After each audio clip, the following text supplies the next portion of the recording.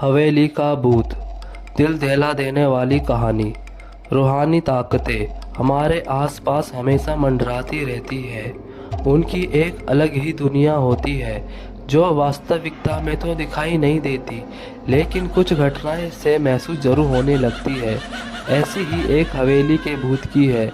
दरअसल एक पुरानी हवेली है जिसमें कई साल पहले राजा महाराजा रहा करते थे, लेकिन अब वह वीरान पड़ी है क्योंकि उन राजाओं के वारिस देश से बाहर जा चुके हैं। हवेली की हालत जर्जर हो चुकी है। अब उसे मरम्मत की जरूरत है। इसके लिए शासन के नोटिस के अनुसार संपत्ति के मालिक को सूचित किया जाता है। कुछ दिनों में पूर्व राजाओं के वारिस में से एक लड़की हवेली में अपने बच्चे के साथ दाखिल होती है, जो उस जमाने के राजा के नाती की लड़की थी। उसका नाम उर्मिला था। उसके पति का कार एक्सीडेंट में मौत हो चुकी थी। अब वह विधवा हो चुकी है, लेकिन उसके पास उसका एक बेटा है जो 8 वर्ष का है और वह भी अपनी माँ के साथ हवेली आया है। हवेली बहुत विशाल थी, इसलिए इसकी साफ सफाई के लिए कई मजदूर बुलाए गए, जिन्हें चप्पे चप्पे की सफाई करने का ठेका दिया गया। किसी को नहीं पता कि हवेली के कोने कोने में कितनी खूनी रहस्य छुपे हैं। उर्मिला के आने के बाद हवेली की हवा रूहानी होने लगती है। ऐसा लग रहा था मानो कोई वर्षों से इंतजार कर रहा था इस हवेली के वारिस का। एक रात उर्मिला अपने कमरे में अपने बच्चे के साथ सो रही होती है। अचानक उसकी खिड़की से एक पक्षी टकरा कर मर जाता है। ये घटना अपने आप में असामान्य थी। पक्षी टकराते ही उर्मिला की नींद खुल जाती है और जब वह लाइट जलाकर देखती है तो डर से चीखने लगती है, क्योंकि उस कमरे की खिड़की से एक पक्षी फंसा हुआ था और उसके शरीर से खून की बूंदें फर्श पर गिर रही थी। नज़ारा इतना भयावह था कि वह अपने बच्चे को उठाना नहीं चाहती थी, लेकिन उर्मिला हिम्मत करके उस पक्षी को खिड़की से बाहर फेंक देती है। लेकिन इसके बाद उसे रात भर नींद नहीं आती है और वह सुबह तक जागती रहती है। दरअसल वह जानना चाहती है कि ये किसी की शरारत तो नहीं। सुबह होते ही वह अपने यहाँ काम कर रहे मजदूरों से जाकर कहती है कि रात को मेरे कमरे की खिड़की पर कोई पक्षी आकर टकराया था और परंतु मर गया। क्या तुम लोगों में से किसी ने ये हरकत की है? क्योंकि पक्षी खुद ब खुद तो खिड़की से नहीं टकरा सकता। मजदूर कहते हैं, नहीं, हमने तो खिड़की से नीचे किसी पक्षी को मरा हुआ नहीं देखा। हम तो अभी वहाँ से चले आ रहे हैं और जब सभी जाकर देखते हैं तो वहाँ वह पक्षी नहीं होता। उर्मिला घबराने लगती है कि यहाँ तो पक्षी होना चाहिए या कम से कम खून की कुछ बूंदें दिखनी चाहिए, लेकिन यहाँ पर पक्षी का एक पंख तक नहीं पड़ा हुआ।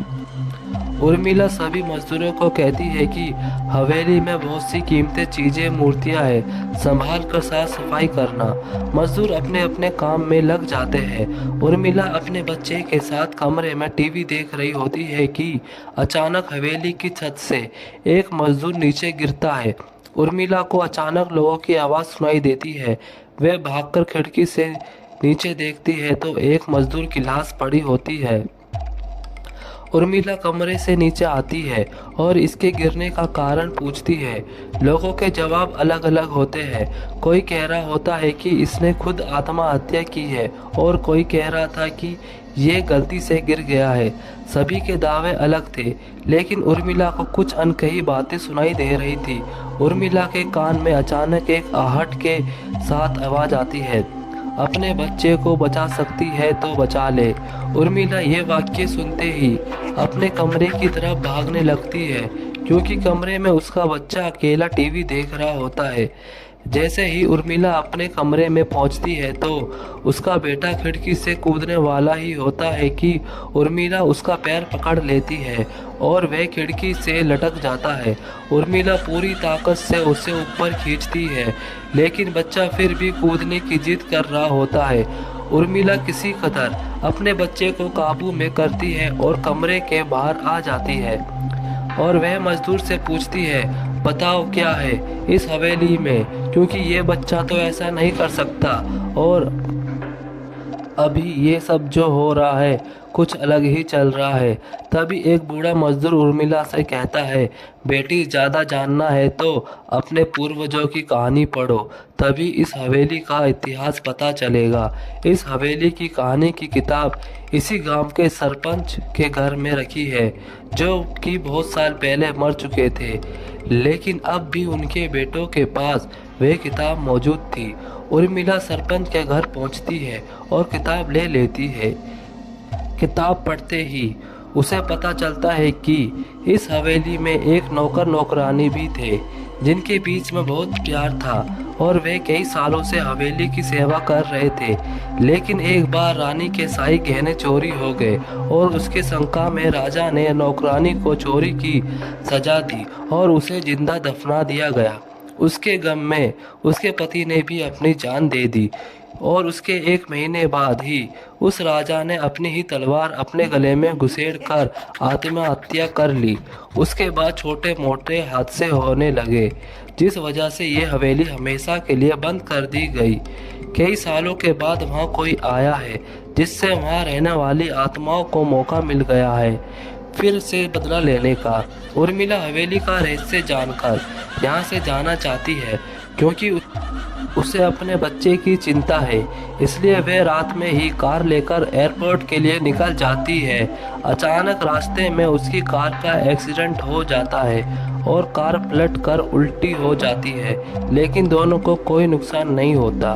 उर्मिला अपने बच्चे को बाहर निकाल लेती है और सुनसान सड़क पर भागने लगती है। रास्ते में उसे एक कार आते दिखाई देती है और कार रोकने के लिए उर्मिला सड़क के बीच खड़ी हो जाती है और अपनी मदद के लिए चिल्लाने लगती है। तभी अचानक कार वाला आकर कार का ब्रेक लगा देता है। उर्मिला पास जाकर देखती है तो उसकी हिम्मत बढ़ जाती है, क्योंकि ये एक पुलिस ऑफिसर होता है। उर्मिला हड़बड़ाहट में उसे अपनी बात कहती है और रोने लगती है। पुलिस ऑफिसर उन्हें अपनी गाड़ी में बैठने को कहते हैं और रोड में जाने लगते हैं।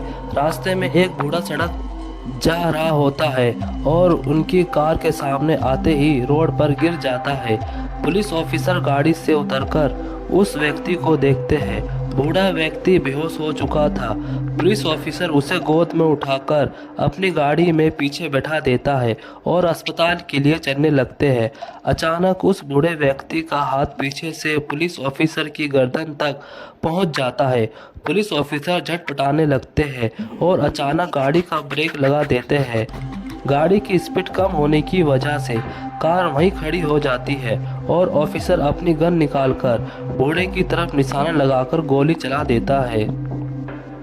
बूढ़े की सर पर गोली लगने से भी उसकी जान नहीं जाती है।